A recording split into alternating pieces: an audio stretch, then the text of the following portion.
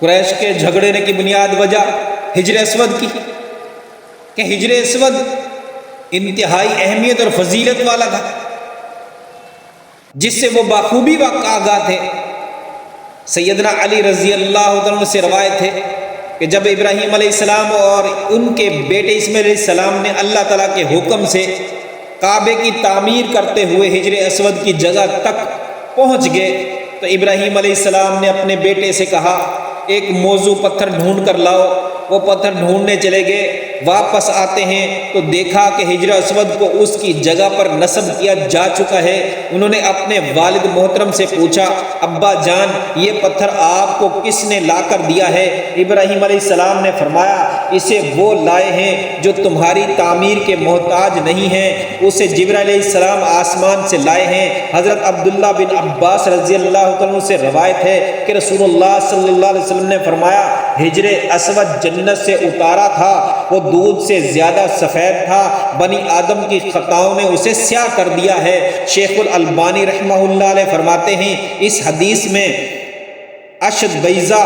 من اللبن، وہ دودھ سے زیادہ سفید تھا کہ الفاظ شاذ ہیں،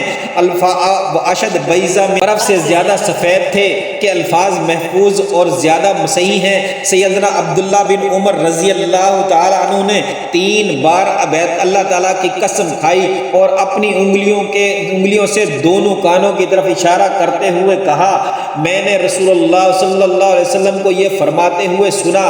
بے شک حجر اسود اور مقام ابراہیم جنت کے یاقوتوں میں سے 2 یاقوت ہیں، اللہ تعالیٰ نے ان کا نور ختم کر دیا، اگر اللہ تعالیٰ اس کا نور ختم نہ کرتا تو یہ مشرق و مغرب کے مابین ہر چیز کو روشن کر دیتے۔ حضرت عبداللہ بن عمر رضی اللہ تعالیٰ عنہ سے مروی ہے، ایک اور حدیث میں ہے کہ رسول اللہ صلی اللہ علیہ وسلم نے فرمایا قریش کے لوگ زمانہ قدیم سے حجر اسود کی بے پناہ تعظیم کرتے تھے، وہ طواف کرتے تھے، حجر اسود کا استلام کبھی کیا کرتے تھے۔ اسلام نے بھی اس عمل کو احسن انداز سے جاری رکھا، چنانچہ طواف میں اس کا استلام کیا جاتا ہے۔ بلا شبہ رکن یمانی اور حجر اسود کو چھونے سے گناہ خوب جھڑتے ہیں۔ ابن عباس رضی اللہ تعالی عنہ فرماتے ہیں کہ رسول اللہ صلی اللہ علیہ وسلم نے حجر اسود کے بارے میں فرمایا اللہ کی قسم اللہ تعالیٰ قیامت کے دن حجر اسود کو یقیناً اس حال میں ظاہر فرمائے گا کہ اس کی 2 آنکھیں ہوں گی جن سے وہ دیکھے گا اور ایک زبان ہوگی جس سے وہ بولے گا، وہ ہر اس شخص کے لیے گواہی دے گا جس نے اللہ کی رضا کے لیے ایمان کے ساتھ اس کا استلام کیا ہوگا۔ حجر اسود کے اسلام سے کیا مراد ہے؟ حجر اسود کے اسلام سے مراد اسے چھو لینا ہے اور بوسہ دیا جانا ہے۔ اگر بھیڑ ہو اور یہ ممکن نہ ہو تو اسے ہاتھ سے چھو کر ہاتھ کو بوسہ دیا جائے، اگر یہ بھی ممکن نہ ہو تو کسی لاٹھی وغیرہ سے چھو کر اسے بوسہ دیا جائے، اگر ایسا کرنا بھی ممکن نہ ہو تو محض اس کی طرف اشارہ کر دینے ہی سے اسلام ہو جائے گا۔ حجر اسود کی اہمیت اور فضیلت میں اس وجہ سے بھی مزید اضافہ ہو گیا کہ خود نبی کریم صلی اللہ علیہ وسلم کے دست مبارک اس پر لگے اور آپ صلی اللہ علیہ وسلم نے اسے بوسہ دیا۔ امیر المومنین سیدنا عمر فاروق رضی اللہ تعالیٰ عنہ سے روایت ہے انہوں نے حجر اسود کو بوسہ دیا اور کہا بلا شبہ میں جانتا ہوں کہ تو ایک پتھر ہے، تو نقصان پہنچا سکتا ہے نہ نفع دے سکتا ہے، اگر میں نے اللہ کے رسول صلی اللہ علیہ وسلم کو تجھے بوسہ دیتے ہوئے نہ دیکھا ہوتا تو میں تجھے بوسہ نہ دیتا۔ قریش اکرم صلی اللہ علیہ وسلم کی شخصیت قریش کے ہاں مسلمہ طور پر انتہائی مکرم تھی،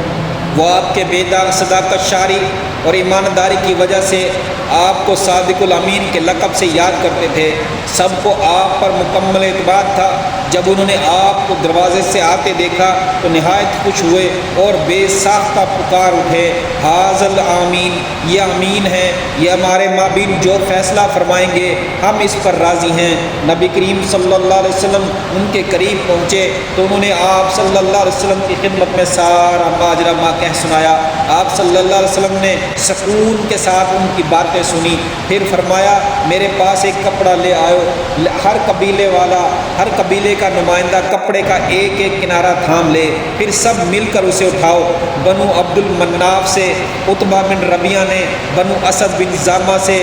مطلب نے، بنو مخزوم سے ابو حذیفہ بن مغیرہ نے، اور سہم سے قیس بن عدی نے ایک ایک کنارہ پکڑ لیا، پھر وہ اسے اٹھا کر اس کی جگہ تک لے آئے۔ اب نبی کریم صلی اللہ علیہ وسلم نے حجر اسود کو اپنے دست مبارک سے، اپنے ہاتھ مبارک سے اٹھایا اور اس کی جگہ پر نصب کر دیا، پھر اس سے آگے کی تعمیر کا کام جاری ہو گیا۔